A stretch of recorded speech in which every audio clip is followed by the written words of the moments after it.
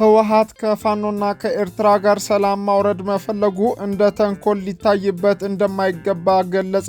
በኬንያ ግዙፍ የሆነው KCB ባንክ ኢትዮጵያ ውስጥ ለመስራት የሚገባ የመጀመሪያው የውጭ ባንክ እንደሚሆን ተሰማ።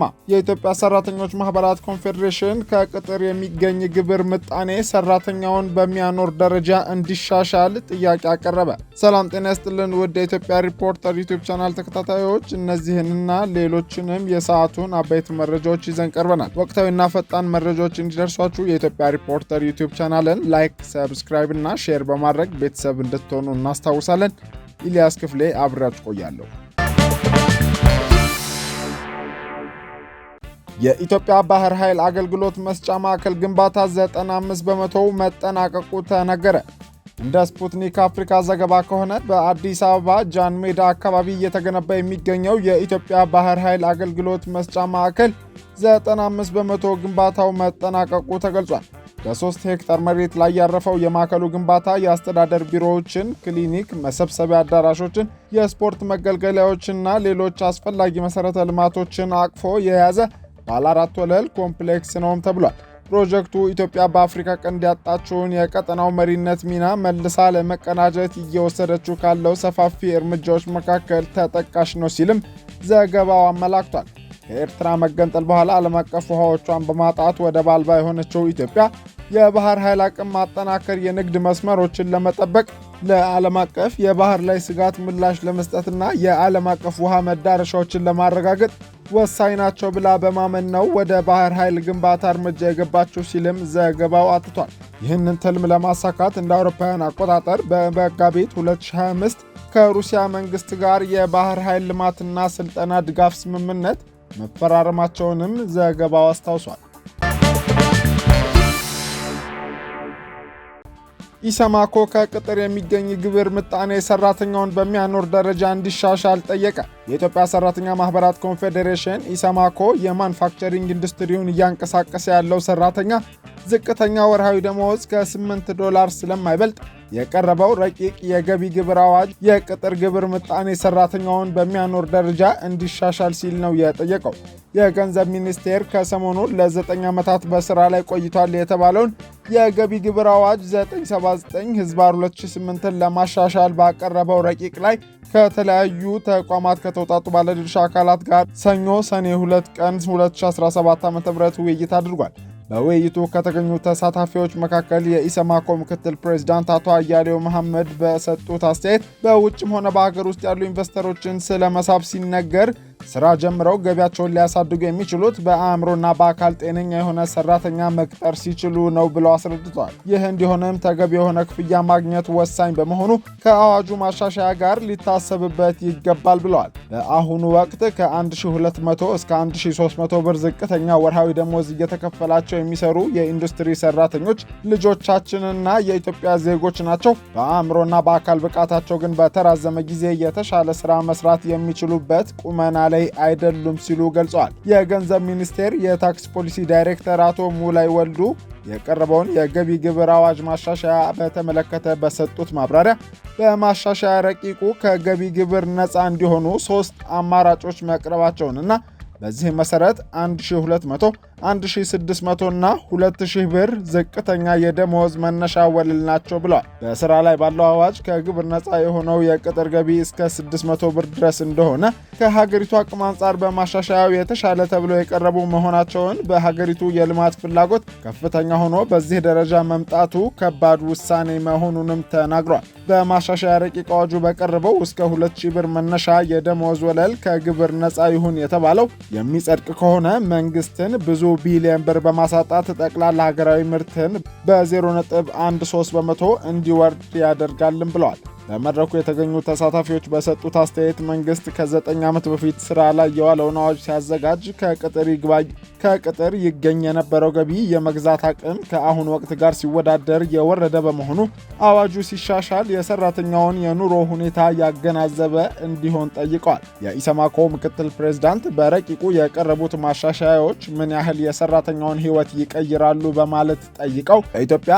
10,900 ብር የሚከፈለው ደሞዝተኛ 35 በመቶ ግብር ከ7 በመቶ ጡረታ ጋር ተዳምሮ በአጠቃላይ 42 በመቶ ተቆርጦበት በሚያገኘው ገንዘብ ምን ያህል ቤተሰብ እንደሚያስተዳድርበትና ራሱን እንዴት ማኖር እንደሚችል ለማንም የተሰወረ አይደለም ሲሉ በመድረኩ ተናግሯል። ተቀጣሪ ሰራተኛ ቤተሰቡን ማስተዳደር እንኳን ባይችል ራሱ በልቶ ስራ ቦታ ደርሶ መምጣት አለበት። ስለዚህም በቅጥር ላይ የተመሰረተ የገቢ ግብር ጉዳይ በከፍተኛ ሁኔታ ሊታሰብበት ይገባል በማለትም አሳስበዋል። በንግዱ ዓለም ያለው ገቢ በአግባቡ እየተሰበሰበ አለመሆኑንና የግብር ስርዓቱ ተቀጣሪው ላይ በአግባቡ ሰርቷል ያሉት አቶ አያሌው ምንም ሳያስቀር የገቢ ግብሩን ወቅቱን ጠብቆ አንጠፍጥፎ እየከፈለ ያለው ተቀጣሪ ጉዳይ ሊታሰብበት ይገባል በማለትም በአጽንኦት ተናግረዋል።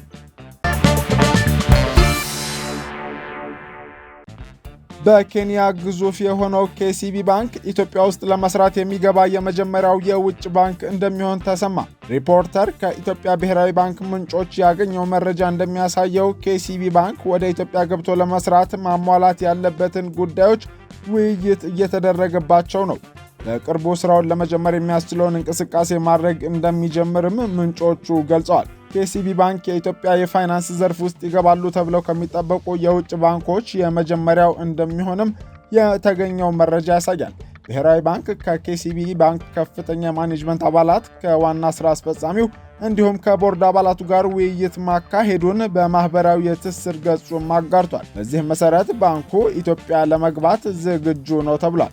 ብሔራዊ ባንክ ሚያዝያ 7 እና 8 ቀን 2017 ዓ.ም ለሁለት ቀናት በተካሄደ የኢትዮጵያ የፋይናንስ ፎረም ላይ ኬሲቢ ባንክ በኢትዮጵያ ስራ ለመጀመር ፍላጎት እንዳለው መገለጹ ይታወሳል። የሕዝብ ተወካዮች ምክር ቤትም ታህሳስ 8 ቀን 2017 ዓ.ም ያጸደቀውና የውጭ ባንኮች ወደ ኢትዮጵያ ገበያ እንዲገቡ የሚፈቅደው የባንክ ስራ አዋጅ ማንኛውም የውጭ ባንክ ከብሔራዊ ባንክ የጽሑፍ ፈቃድ ሳያገኝ ኢትዮጵያ ውስጥ ቅርንጫፍ ወይም ንዑስ ቅርንጫፍ መክፈትም ሆነ የተከፈተ መዝጋት እንደማይችል ደንግጓል። በተጨማሪም አዋጁ ማንኛውም ባንክ በከፊል ወይም ሙሉ በሙሉ በባለቤትነት የሚይዘው ቅርንጫፍ ባንክ ወይም የእንደራሴ ቢሮ እንዲከፍት የሚፈቅድ ሲሆን በአንድ የአገር ውስጥ ባንክ የሚኖረው የአክሲዮን ድርሻ ከባንኩ አጠቃላይ የተፈረመ ካፒታል ከ49 በመቶ መብለጥ አይችልም ይላል። የኬሲቢ ባንክ ዋና ስራ አስፈጻሚ ሚስተር ፖል ሩሶ ማክሰኞ ሰኔ 3 ቀን 2017 ዓ.ም ለፈርስት አፍሪካ በሰጡት ቃለ ምልልስ ባንኩ ኢትዮጵያ ውስጥ ገብቶ ለመስራት እየተንቀሳቀሰ መሆኑን ገልጸዋል። ምንም እንኳን የውጭ ባንኮች በአንድ የአገር ውስጥ ባንክ የሚይዙት የአክሲዮን ድርሻ ከባንኩ አጠቃላይ የተፈረመ ካፒታል ከ49 በመቶ በላይ መሆን እንደማይችል ቢደነገግም በተከፈተው ዕድል መስራት እንደሚፈልጉ ዋና ስራ አስፈጻሚው ተናግሯል። ሙሉ በሙሉ ዕድሎችን ከማጣት ይልቅ አንዳንድ ገደቦች ባሉበትና ከፍተኛ አቅም ባለው ገበያ ውስጥ መገኘትም የተሻለ ነው ሲሉ ገልጸዋል።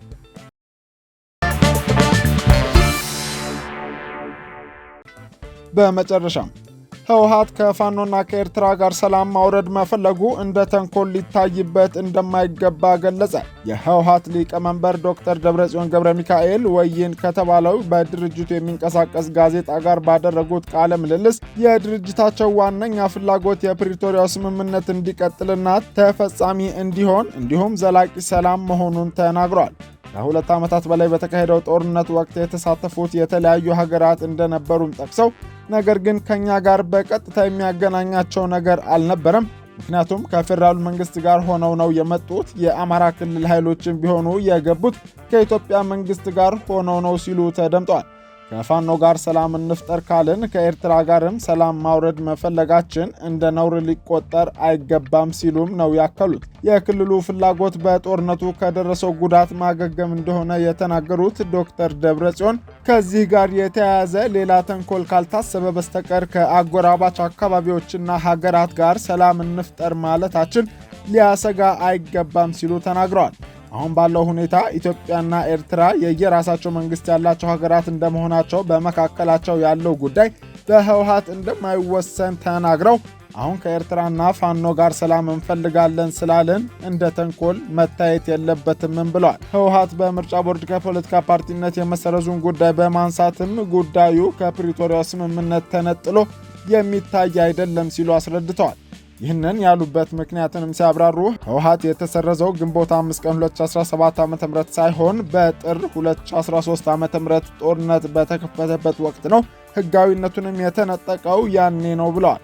ምርጫ ቦርድ በሰጠን ፈቃድ የተፈረመ ስምምነትም ሆነ የተቋቋመ ጊዜያዊ አስተዳደር እንደሌለ መታወቅ አለበት ያሉት ሊቀመንበሩ ስለተሰረዛችሁ የፕሪቶሪያውን ስምምነትም አናውቅም ካሉን ነው ትልቅ ችግር የሚፈጠረው። ያኔ ችግሩ ከኛ ጋር ሳይሆን ከትግራይ ሕዝብ ጋር ነው የሚሆነው ሲሉም አስምረዋል። አሁን ባለው ሁኔታ ግን የፕሪቶሪያው ስምምነት በአግባቡ እንዲፈጸምና ዘላቂ ሰላም እንዲኖር ማድረግ ረገድ ከጊዜያዊ አስተዳደሩ ጋር በሰላማዊ መንገድ እየሰራን ነው ያሉት ዶክተር ደብረጽዮን ከፌዴራሉ መንግስት ጋር በንግግር የሚፈቱ ጉዳዮችን በመፍታት ለሰላም በጋራ መስራት እንደሚገባ ተናግረዋል።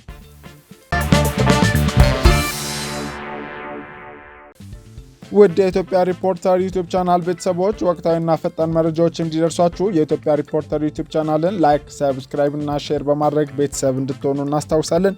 ኢልያስ ክፍሌ አብሬያችሁ ቆይቻለሁ። መልካም ጊዜ